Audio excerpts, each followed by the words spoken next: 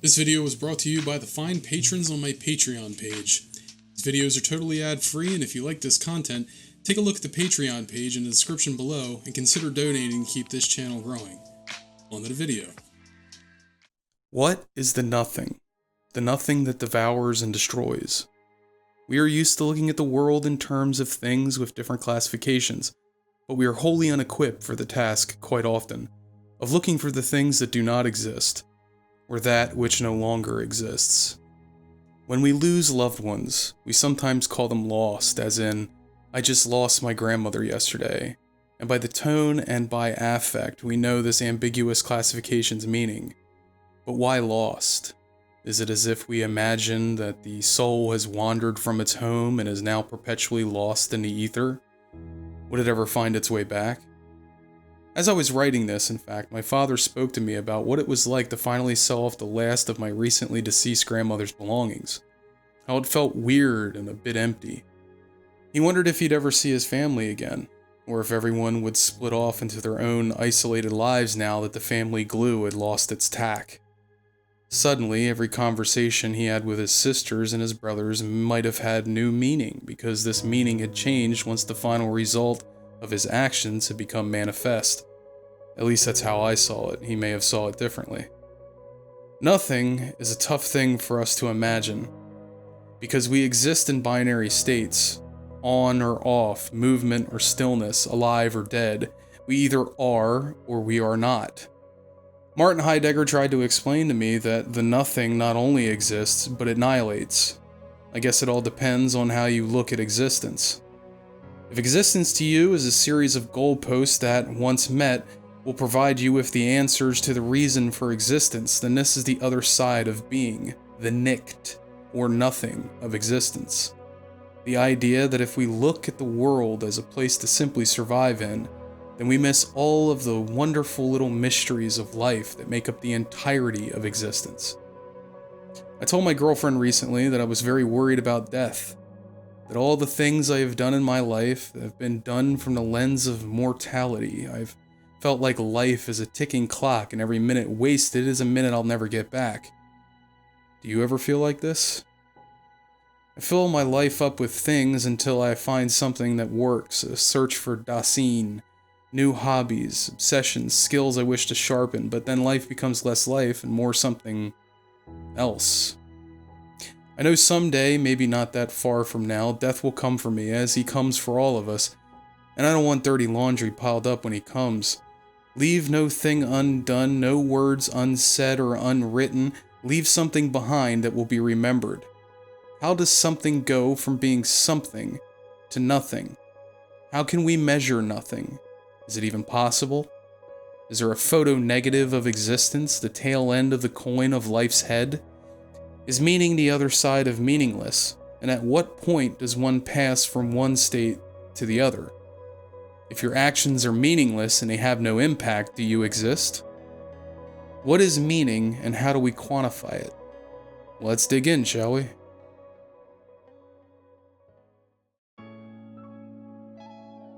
In the last two games, Shepard has behaved as the surrogate, giving birth and life to our choices. If we think of ourselves as a dictator of Shepard's will, then Shepard is our executor, delivering our messages and carrying out our orders. This is similar to how most pen and paper RPG systems work, and in general, most other genres of games, with the difference being that our will carries out on NPCs in the game with a gradient scale of effect, other than the binary alive or dead state of most games. If we were to ask, why does an RPG exist, and what is its Dasein, this would likely be the answer: to decide how the puppet dances, and for how long. There's a bit of a god complex in there, to be honest. We wish to create a being from nothing, decide what they look like, what they're good at, but beyond this, we also want to decide what they say, what they do, and how they do it. We want to be in control. We want to change the things we feel so out of control to change in our real lives. This can be conflated to mean escapism, of course, but I don't believe it's as simple as that.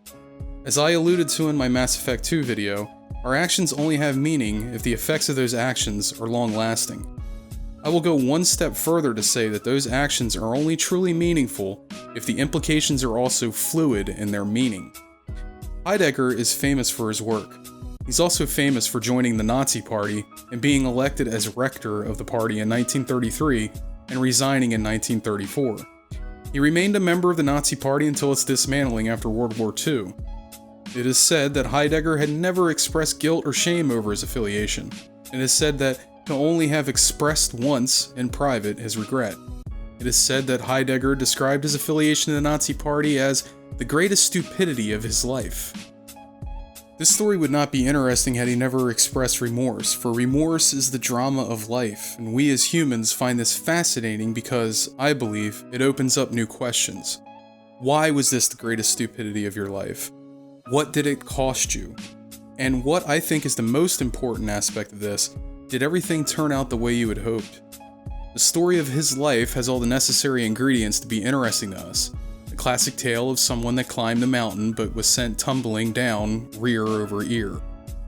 Mass Effect has no such payoff in the mission with the Rachni Queen because all of your choices through 2 games previously have all led to the same conclusion. If you chose to kill the Rachni Queen in Mass Effect 1, Mass Effect 2 gives you a token payoff in a news broadcast that tells you that no clones were found on Novaria, confirming the total annihilation of the species in the galaxy. If you chose to let it live, you're greeted by an Asari who is there to deliver a message from the Queen to Shepard. We have an ally in the Queen now, and she will be there, gathering strength for the fight when we need her. Nice payoff. But in the payoff in Mass Effect 3, it only works for Paragons and not for Renegades. If we allow the Rachni Queen to live, we find her chained up and forced to give birth to feed the armies of the Reaper Rachni soldiers.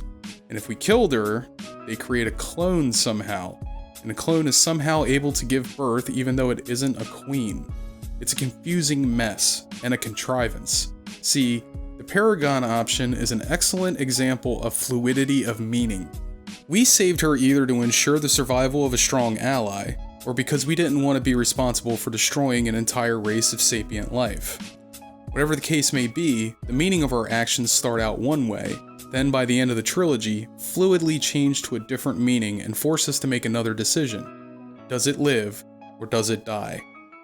The payoff after all of this should have been to either fight alongside the Rachni, or to never see them again. To fight alongside them means to fight the twisted Reaper version of themselves, but to wipe the race out of existence completely means to have one less enemy on the battlefield. That is an even-handed approach. Unfortunately, if we kill the Rachni Queen in Mass Effect 1, we get no payoff, just content. If you let the artificial queen go free, it kills a bunch of Alliance soldiers. If you kill it, you're back to square one, except the Reapers have a powerful ally and you have nothing. Not only does this seem heavy-handed, and not at all even an outcome, this mission takes away the meaning of our choices from the first 2 games. It makes the whole exercise feel pointless and contrived. Take your decision to save the Council, or let them die. If you let the Council live, then everything goes on as normal, and in Mass Effect 3, you're given the option of having your Spectre status back. If you let them die, on the other hand, at the end of Mass Effect, it is implied heavily that the Council has been replaced by an all-human Council, and in Mass Effect 2, this is reinforced when Shepard tells an unruly shopkeep that the only reason the Citadel is still standing is because the humans are running it. In Mass Effect 3, however, the Council is alien no matter what you did in the previous games. And even if you chose Anderson as the Council member, the game undoes this choice as well and puts Anderson back in the military and puts Udina on the Council. I often hear people compliment the Tachanka mission by saying that it was an example of the best missions Mass Effect 3 had to offer, and I'd be inclined to agree with them. However, this mission also chips away at your previous choices. For example, if Mordin dies, another Solarian, Paddock Wicks, manages to synthesize a cure? This means that not only did Mordin dying mean nothing, but his status as a brilliant scientist is also diminished since it seems that anyone can synthesize a cure from an incomplete set of data. But what about that data? Mordin says in ME2 that it would have taken much longer to find a cure if he had to start from scratch. So you would think that an inferior scientist starting from scratch wouldn't have the cure ready. But once again, even if you deleted the data and got Mordin killed, you still have the option to cure the genophage.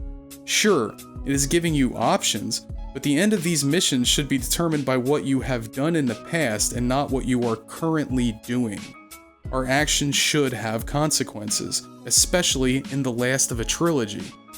Once again, Mass Effect 3 has taken away all the hours and time spent in a previous game and is throwing it all away, making everything you've done previously mean nothing.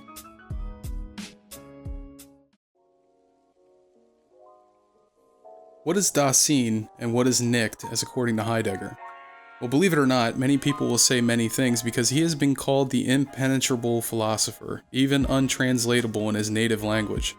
But what I believe the most important lesson to take away from his ideas is that we live in the nothing when we look at an apple as a fruit, and the mystery of how and why ceases at that point.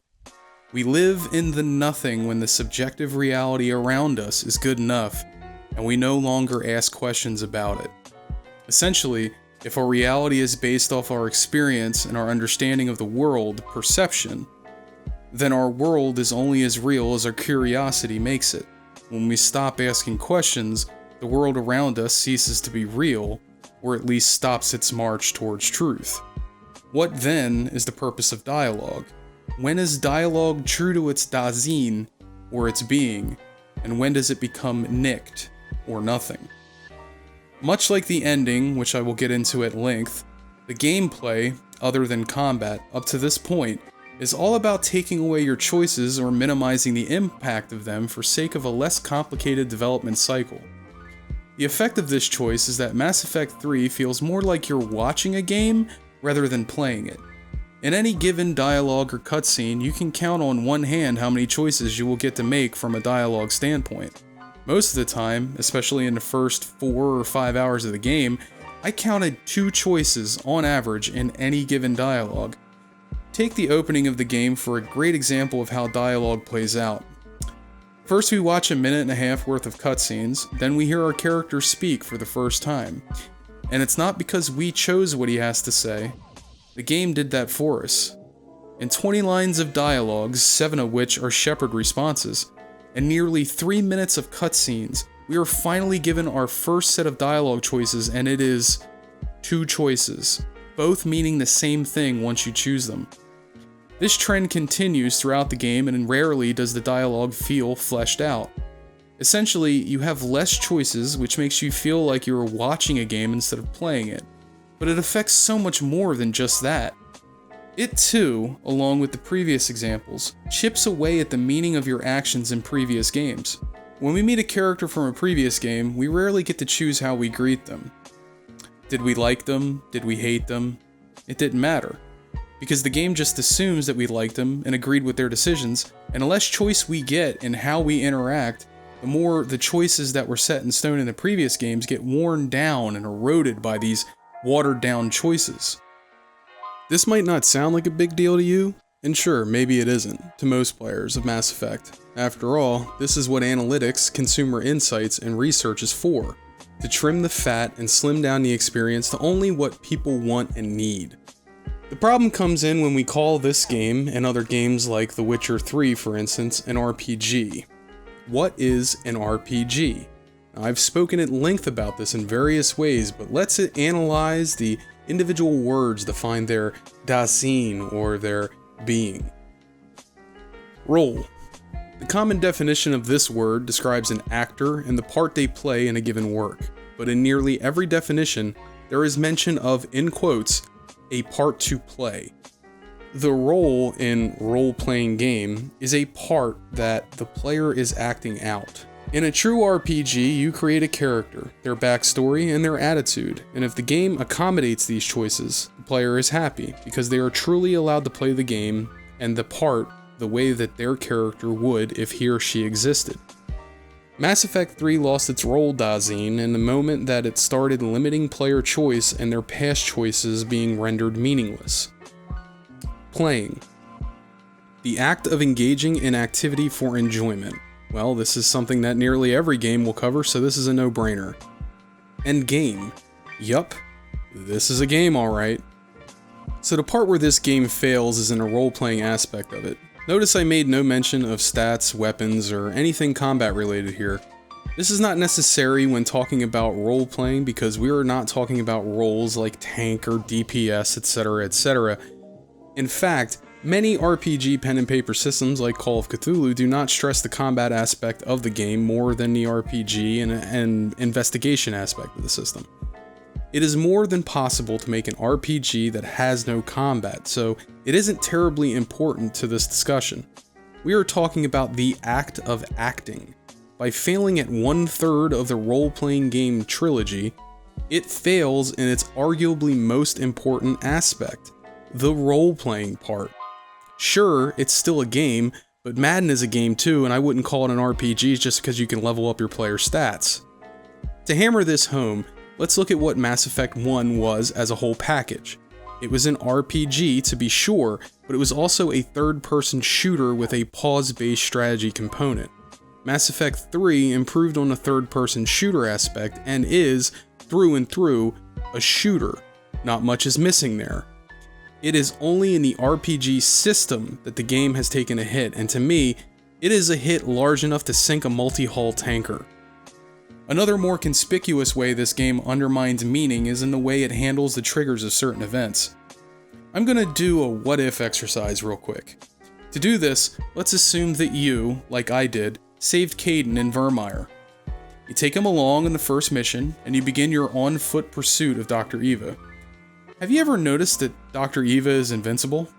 Yes. No matter how much you shoot her, she regains her shields completely within seconds. No matter how hard you try, you cannot stop what is about to happen next. Dr. Eva smashes Kaidan's face against the hull of the ship, and for the rest of the game, he's laid up in a bed. So remember when you decided to save him in Virmire, thinking that maybe this might mean he'd stick around for later and saved him again in Mass Effect 2? Well, no matter what you do, Kaidan will be in that bed. Nothing you did mattered. There's only one result. This leads to a bit of existential nihilism in the very first off-Earth mission.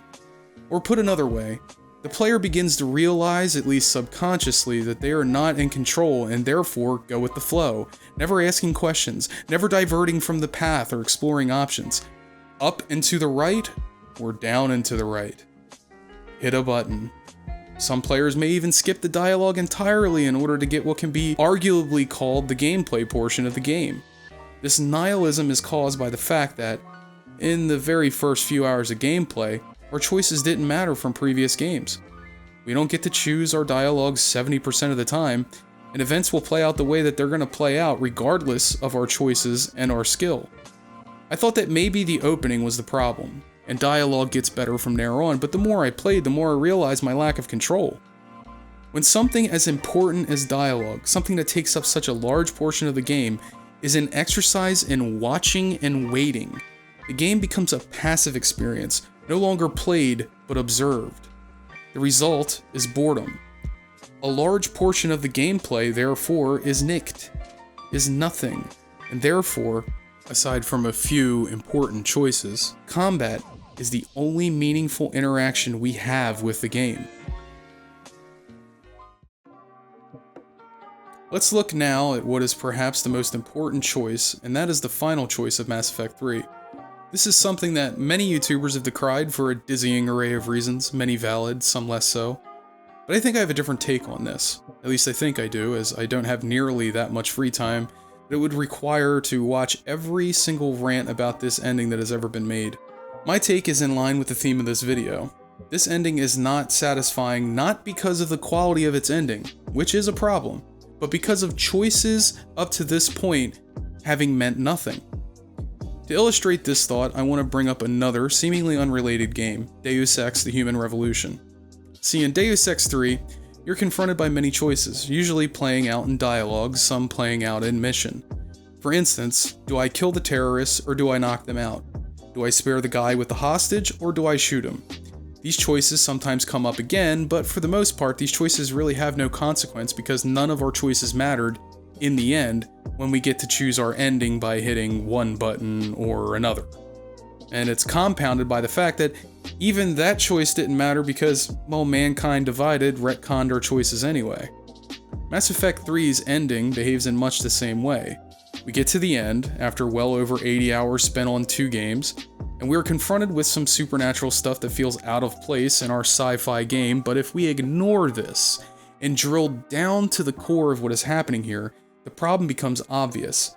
The problem isn't that the choices sucked or none of them were satisfying. The real problem is the fact that we had any choice at all. Okay, hear me out. The ending is the one place, if any, where we shouldn't have a choice in how it turns out.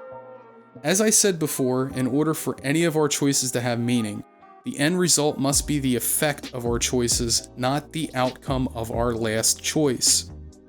Up to this point, each of our individual shepherds has made a variety of decisions for different reasons, and each of these decisions creates a cascade of events that will lead to an inevitable conclusion. For any of our choices to have meaning, these choices must dictate in some way how the end is witnessed. To see how something like this would play out, we must turn to other RPGs, in particular Fallout. The way Fallout handled its ending is that, depending on the choice, different things would happen to the inhabitants of the desert. A prime example of this is in New Vegas, where, depending on what we did along the way, each major faction and major NPC got their payoff. We learned about the future we have made for these people, and every decision had a consequence. This ending is meaningful because it gave meaning to the actions that came before it. In Fallout, much like Mass Effect, we are usually confronted with a decision at the end that will shift the future a bit. But where these two games differ is in the fact that Fallout's ending did not negate what came before it, whereas Mass Effect's endings did. The other difference, and this is the one that matters, I believe, is the fact that the decisions we have made were made over the span of several years and 3 games. Each game made you live with the choices you made previously, and if you wanted to do anything differently along the way, you needed to play from the beginning. Mass Effect 3 throws away that tradition and lets you save scum to see all the endings. The only way these past decisions are given meaning is through the work that it took to get there, and by the fact that you can't just undo the things you've done. If the decisions you made at various beats in the story played out in the ending and dictated how everything went down, then this ending would have had meaning because it would have been reinforced by everything we had done before. Our past decisions, in order to live up to the Mass Effect namesake, must affect, irreversibly, the ending. If this happened, we would likely look back on our actions with a sort of cathartic nostalgia and wonder what would happen if we had done it all differently, just like Heidegger in his supposed private conversation. Mass Effect took away this catharsis by giving us too much choice in the end, and by allowing those choices to undo and render meaningless everything we had done up to that point. And then Mass Effect Andromeda happened, and didn't take advantage of an opportunity it had to set all of that right, which will be our next topic of discussion of Dasein and Nicht. This has been a rant from Strat-Edgy, and now that you've heard it, go find some meaning.